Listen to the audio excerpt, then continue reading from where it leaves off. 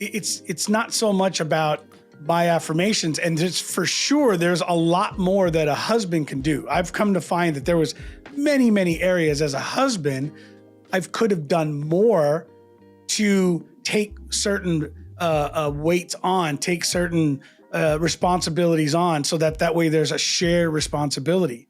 But moving that aside, like, what about when women are in those types of situations and you're working with them?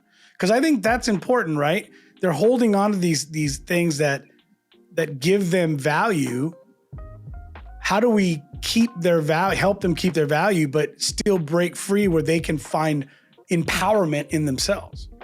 Well, I mean, the lot in life is not, I mean, purpose in life is not to fold clothes. And, and this is going to be a touchy subject for a lot of women. Listen, I have 5 children, and I hear often from women that their purpose in life is their children.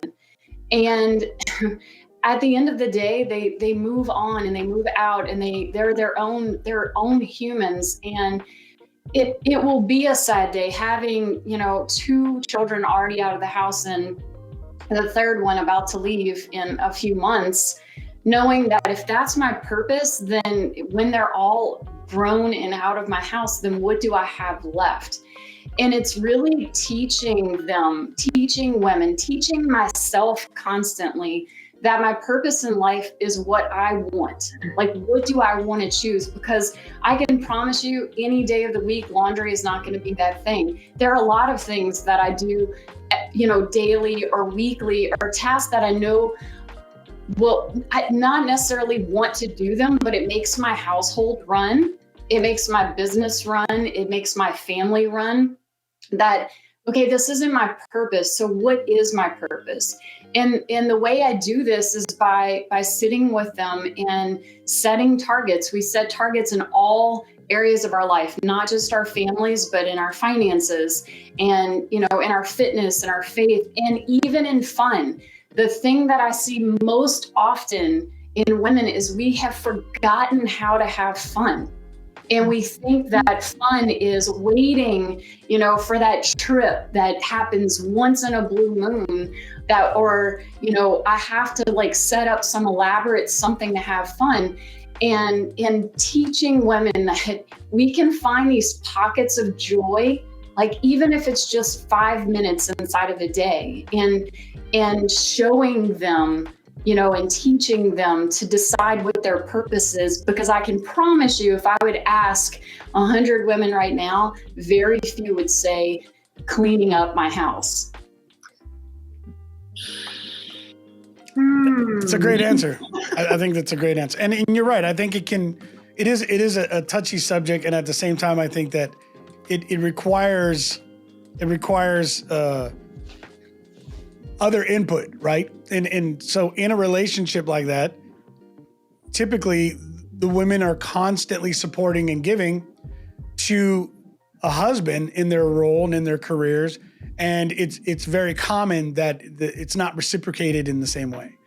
And so I think that's a lot of it. And you're right. So asking the question, have you thanked her for doing the laundry? I think it's a simple question, but there's more to it, right? There's a lot of that, because that affirmation is important.